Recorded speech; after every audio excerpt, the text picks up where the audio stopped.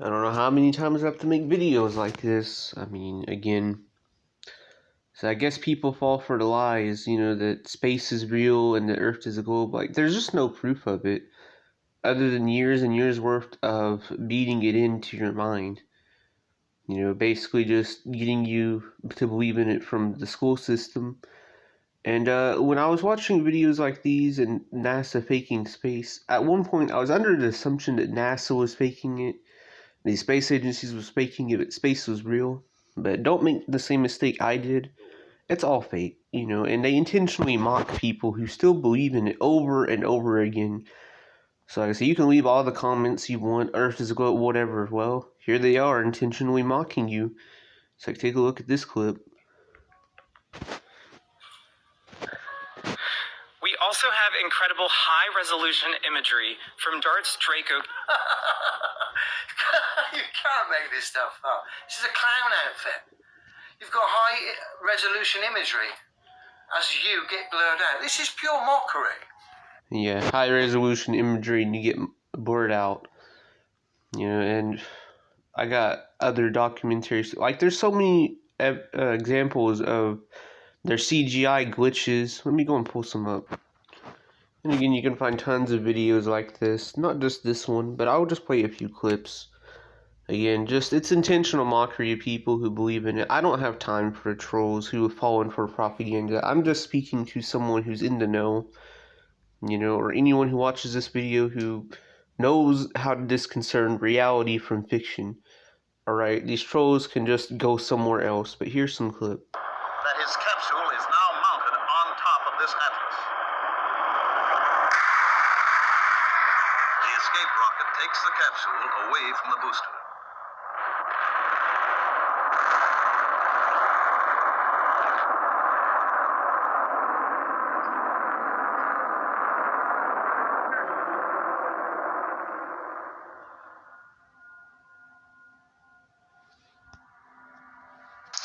So here you've got this astrolier allegedly orbiting around the Earth in space, and he's holding on to this pole to brace himself, and of course the pole is going directly square through the palm of his hand.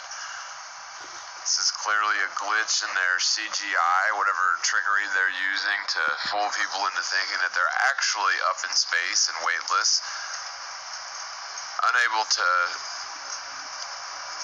really fake how he's grabbing onto that pole. They just stick it right through his hand, and nobody will notice. Just stick it right through his hand. I mean, give me a damn break here.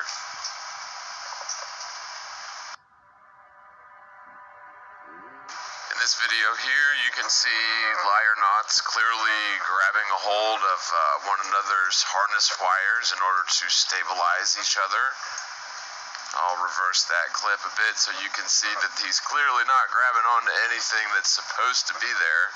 He's grabbing onto something invisible, but you can tell that there is a reaction between the guy wearing the blue and the other guy's hand. Something's going on here, but we're not able to see it, either because of some sort of chroma key, CGI, green screening, something like that, but yet another instance of NASA fakery. Let's not forget this guy, clearly on wires, flying around in the background of the ISS. And again, there's many clips like this. I don't have time to show them all. But I have to show a few more. There's a few more before I end this video. And again, just more intentional mockery from Trackdown 1958. If you haven't watched this, you definitely should. Now, again, another question people ask, why would they fake the shape of the Earth? Well, I mean, there's many reasons. It makes it where people believe in the evolution and the Darwinism, and Darwinism doing the Masonic vow of silence, or Darwin, Charles Darwin. You can see the first image you see of him online, he's doing the Masonic vow of silence. So, I said again, I don't have time for these liars, these trolls that come on the video like, oh, Earth is a globe. Like, come on, It's like, the Masonic secrets, alright? You already know that he's a Mason.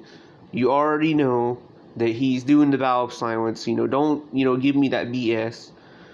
And all these other people, too, they're in on it. But again, let's get back to the video. take a look at these few clips.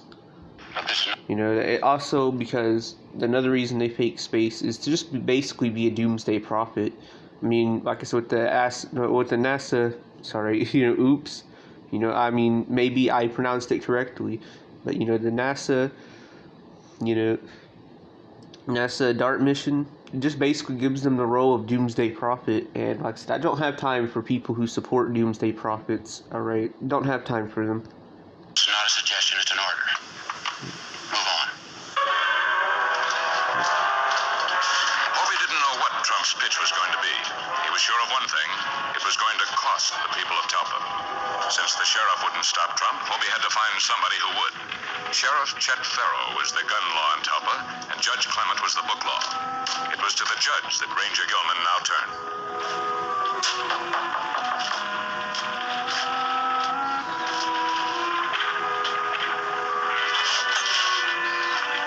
Yes, Judge Clement? That's right. My name is Hobie Gilman. I'd like to talk to you. Come on in. Sit down.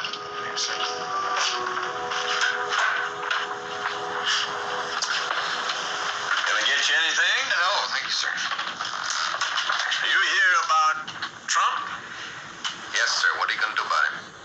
What do you want me to do? Stop him From what? from taking a town. Can you prove that that's what he has in mind?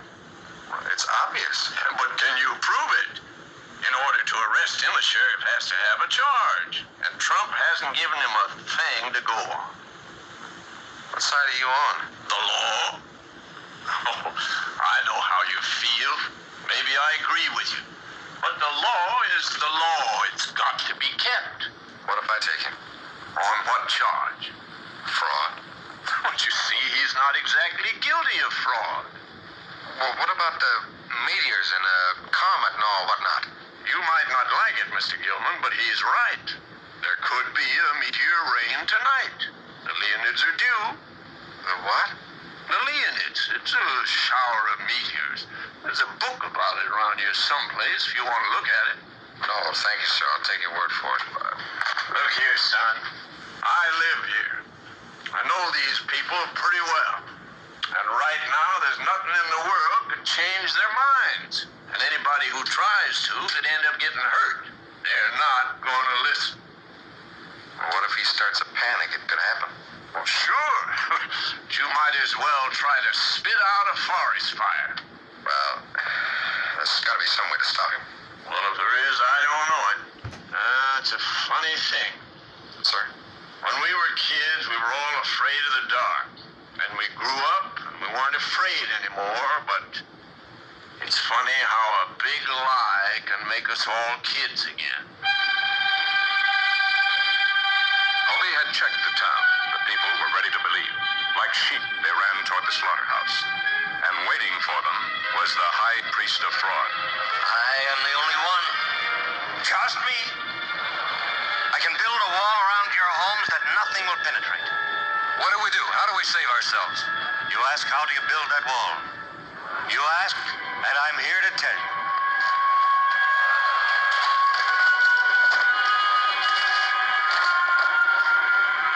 This is your saving. This is your wall. You mean that thing is going to save a whole town? Don't laugh, friend. Please don't laugh. It's the markings. It's the magnetic force that is called up by these markings that will care for your loved ones. How about our cattle? You got something for them? They have not been forgotten. This is a very rare metal, friends. Mined by ancient Indian women in the heights of the Andes Mountains. It's in Peru, South America.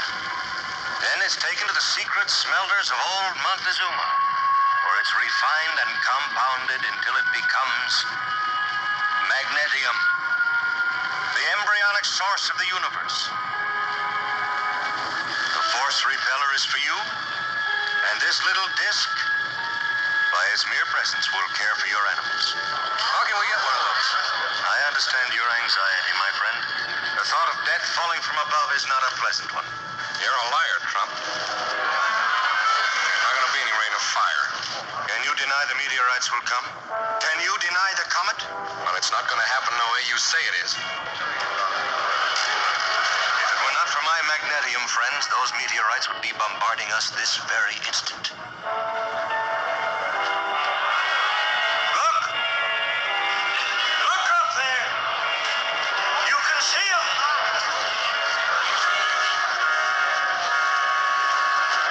By the billions, you can see them!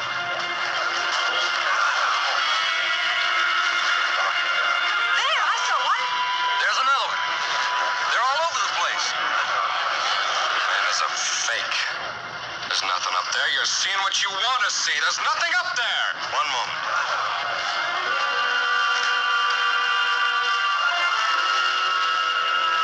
I hope to convince you without this. That man now has made it impossible.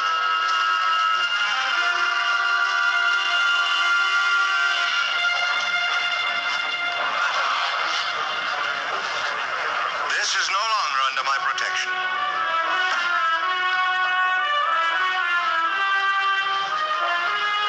It was my plan to give you the force repellers free. But now that one of you has doubted me, there will be a charge. How much, Mr. Trump? $50 apiece.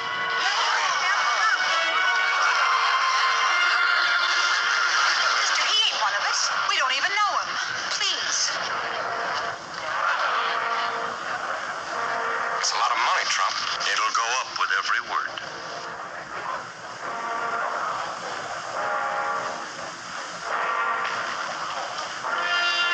Well, where are your meters? They will come. Well, maybe you're right, but we could die of old age standing around waiting for them. $75. Why don't you keep your mouth shut, mister? Nothing is going to happen. The man is a fake, a phony. Can't you see that? He hasn't got any control of meteorites or anything else.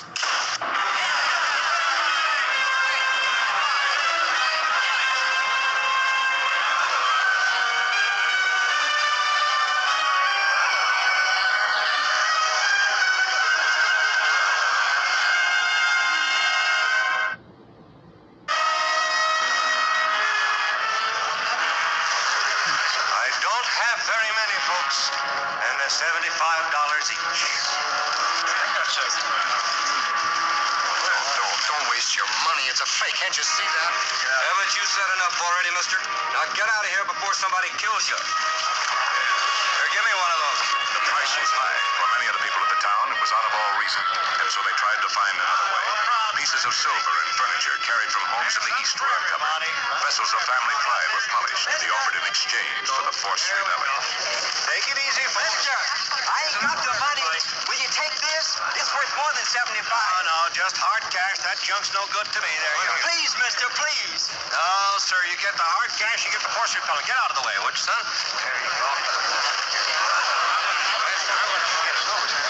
And again, you can watch this whole clip, but again, it's just truth in plain sight. You know, they just take the role of doomsday prophet, and people believe them. And, you know, I got one more clip before I end this video. Now, these next clips are from A.E. War. Now, I couldn't find these videos on his channel archived, but I found the rest of them. The Lost History Fighter. I highly recommend watching it to the end. Alright? You know, watch it from the beginning to the end. But I did find the beginning of his, you know, series on another channel. So let me go and pull that up. Now, like I said, again, I want to say he does present the Tartaria stuff and he debunks it into his last part. Alright, but I still found this clip very interesting and still very relevant. So, you know, I wanted to just play it as it's presented. But yeah, definitely watch the whole archive in its entirety, and it'll make sense, especially the last part. But here it goes.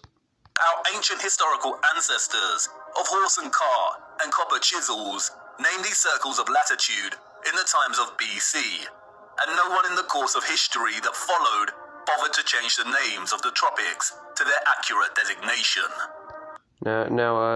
Also, again, what was the point of playing these clips? Sorry, I mean to start it. yeah, people want a map of the Earth. That's what they want. So now you know the globe is a fake, and now you know NASA is lying. But now you want a map. Well, here you go. All right, and it was right in front of you the entire time. We I'll get to that in a moment. are in the age of Pisces, and have been for over 2,000 years. The circles of latitude should be called the Tropic of Gemini and the Tropic of Sagittarius. And so what? What's in a name? But this brilliant lady who taught me this flat fact was patient. What's in a name? Everything. And until she said it, I didn't realize how stupid I'd been to overlook this. Maps are not just pretty projections of the landmass on Earth. They are practical instruments of navigation. Our ancient historical ancestors, we are told, depended on celestial navigation. And again, like I said, he presents Tartarian debunks in his last part before anyone says anything. But again, I won't pause it. I'll just keep on going. On the position of the stars in the firmament above to guide their way when at sea. Follow the North Star. And if perchance their compasses failed, then knowing the map of the stars above would be critical. Believing that our ancestors just continued to use the designation of Cancer and Capricorn for the tropics that was established by their own historical ancestors, who belong to a different age entirely, is absurd. Celestial navigation would have been an essential skill set for anyone navigating their way across the oceans. And if they did have advanced technology, like we have our computers and GPS systems, then would they really be that lazy and neglectful to not bother designating the tropic circles to their correct constellation titles? Did they really invest so much time building the most advanced astronomical clocks only to neglect their maps? No, they did not. All these historical maps present designations for the tropic circles of latitude that are well over 2,000 years old. Why? And why are we still using this designation today? For you see, these maps, and all our maps, including Google Earth, are tools of deception. Where are the maps from the age of Pisces? The maps of the last 2,000 years? And could these maps actually be over 2,000 years old? It seems like someone does not want us to know the age we reside in, or wants to distract us from finding out just how important the precession of the equinox really is. This brilliant lady's flat fact leaves us with the following conclusions. The maps, all of them, Mercator and so on, are either 1. Original maps that belong to a period that occurred thousands of years ago and have been given false dates and narratives surrounding their creation. 2. Manipulated copies and versions of original maps that were created over 2,160 years ago. Or 3. They are all fake and created during the Great Reset of the last few hundred years to generate a false history and timeline and solidify the false historical narrative and the rise of Galilean heliocentricity. Out of all of these options, the second and the third are most likely. Cartographic world maps are not easy documents to create and establish. They require a solid understanding of our Earth's size and shape. They require a thorough understanding of the circles of latitude that are integral to the workings of our world. They require a complex understanding of the continents and land masses. These maps are likely manipulated duplications of maps thousands of years old, or completely fake. And we do see signs of manipulation, especially in regard to the landmass known as Hyperborea. We see Hyperborea in various maps of varying styles, and we are told that these are from the 16th century. But towards the 17th century, we see Hyperborea start to be erased from the maps. We see unknown land masses that are present in some of these old maps vanish entirely. And then it dawned on me, the message of this flat fact. We have no trustworthy maps, not a single one. We have no reliable source to show us the bigger picture of the realm we inhabit. I continued my journey, and as I ventured deeper into the forest, the path to the center that led me thus far was gone, and I could not turn back, and there lay no path in front of me. I became truly lost. How to know where you are going if you don't know where you are in the first place, if you don't have a map, all historical waymarks that I'd invested some degree of trust in before were now completely unreliable and questionable. How much had been edited by the controllers? How much truth was left? What if all the maps were fake? Why are they hiding the maps of the last 2,000 years? We do not have one single accurate or honest world map. And like in all moments of being lost, right before despair takes hold, an unforeseen circumstance arose that set me back on course. I stumbled through thick overgrowth and out into a moonlit clearing with a small lake. At this clearing, I met a mysterious figure named Sturgios. I told him I was lost, and he told me to come and look into the lake. He told me to watch the water. What did I see, he asked. Myself, I replied. My reflection rippling and glistening in the moonlight. Mirror, mirror. Look beyond yourself, he said. What do you see? And there it was. And, here's one more clip. Alright, here it is. And then after this one, I have one last clip about the Tartaria stuff at the very end of this documentary. Again, you gotta watch this whole thing in full. There's a lot of good information in it. But I'm just going to stop talking and let it play. Asked. Myself, I replied. My reflection rippling and glistening in the moonlight. Mirror, mirror. Look beyond yourself, he said. What do you see? And there it was, just as it had always been. Mirror, mirror, way up high. Mirror, mirror, in the sky. Mirror, mirror, oh how they lie. And again, like the movie American Satan says, the best place to hide a secret is in plain sight. And this map was hiding in plain sight our entire lives, It's like, and of course, Satanists love the moon. And this is just another reason to love it. This is...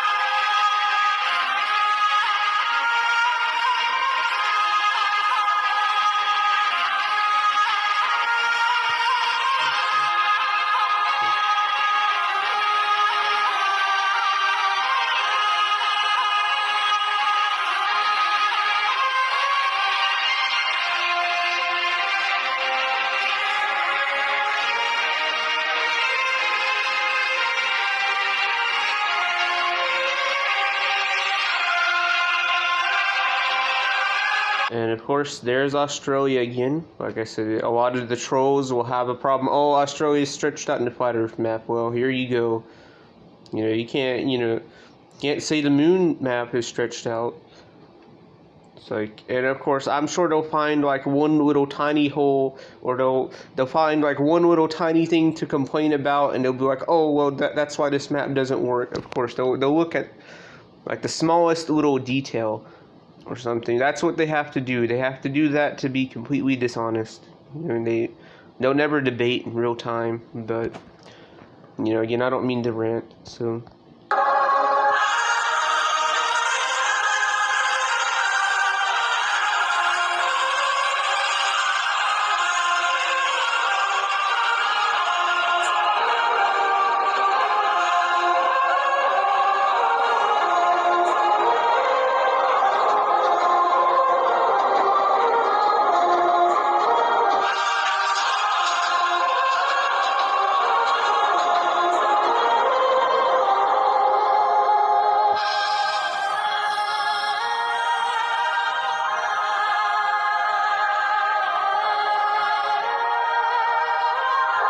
and the moon landing. I wanted to put that out there. Again, the moon landing was nothing but a gematria ritual, but I find it funny how the target was landing on the moon, and the moon was basically a map of the Earth. So it was basically a hidden way of telling us that, you know, they didn't actually go anywhere. And I think it's pretty funny when you understand the joke now.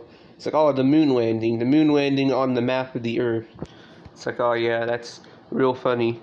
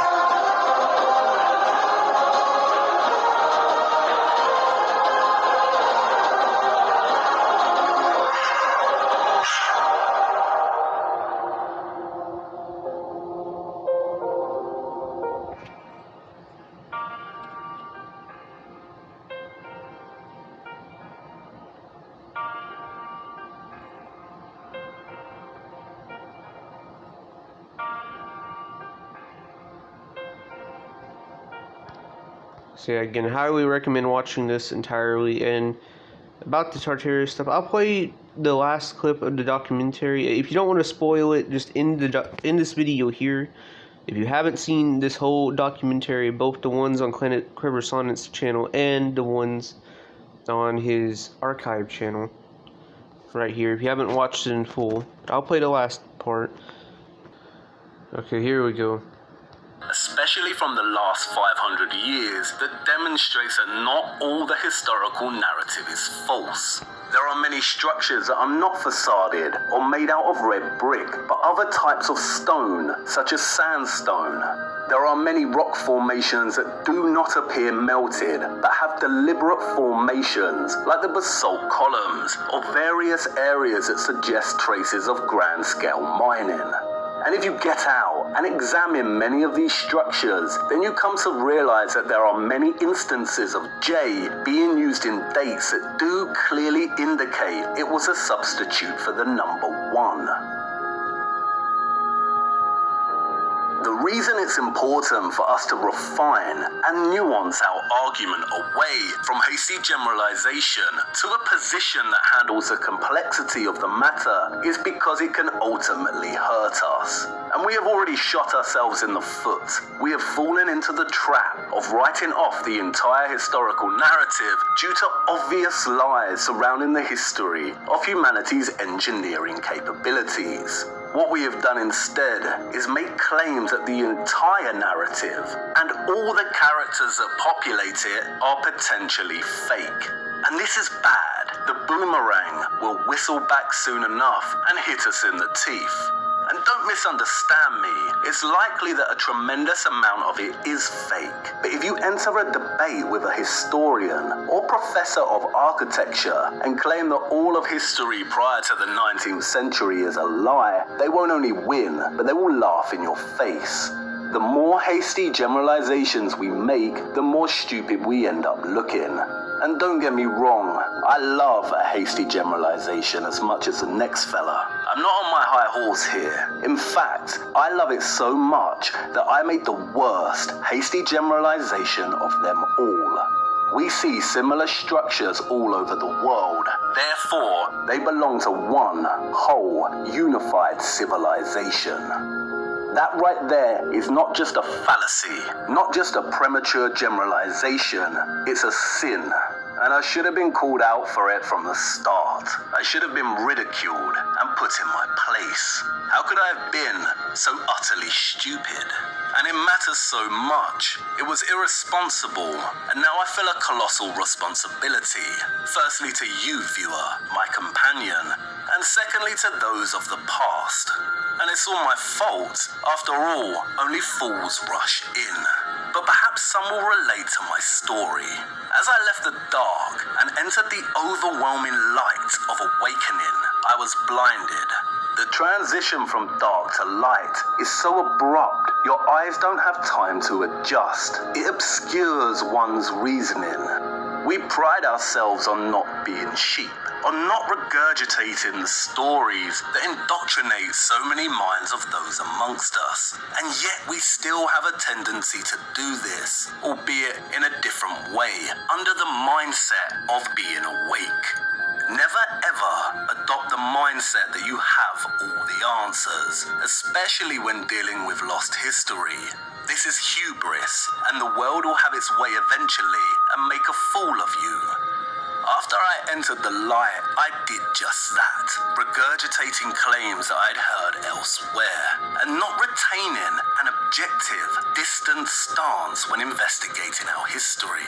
And how many of us have done this, taken something at face value, and then gone on to echo this information elsewhere, and not test the information's validity, or apply critical thinking to its claims. And I've had to learn the hard way. My conscience is now a burden that nags at me throughout the night. We see similar structures all over the world. Therefore, they belong to one whole, unified civilization. What a fool. Who the hell do I think I am? And you might want to say, it's fine. Come on now, don't be so hard on yourself. We all get it wrong sometimes. And that's true, but making a generalization like that is not without consequence. Really think about it. Who suffers from a statement like that? To illustrate my point, let me share with you an experience I had last year that gave me such agonizing cognitive dissonance. And this time it was different. My dissonance was not there trying to protect everything I had learned since childhood, but it was trying to protect my newly acquired light, my awakening. And it was on that day that I had a kind of reawakening. A challenge to the light that eventually led me down a path in search of clarity. I was on a road trip through Europe, and Great Britain was my last stop, so I prioritized the country's jewels. I highly recommend watching it yourself. You know, like I don't want to spoil it, but you can find this on AUR's archive. And, you know, but this video is going to be way too long for me to upload if I let it continue on any further.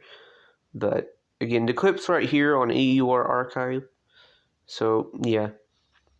Yeah, that's the reason they have to fake space. That's the reason they have to give you shady characters. You know, whenever you search up Flat Earth, they have to give you the straw man models because they'll never point to the map of the moon. You know, because they have to. They have to do things like this. You know, just in order to convince people of the lies. I mean, but that's all I got to say for now. So, alright.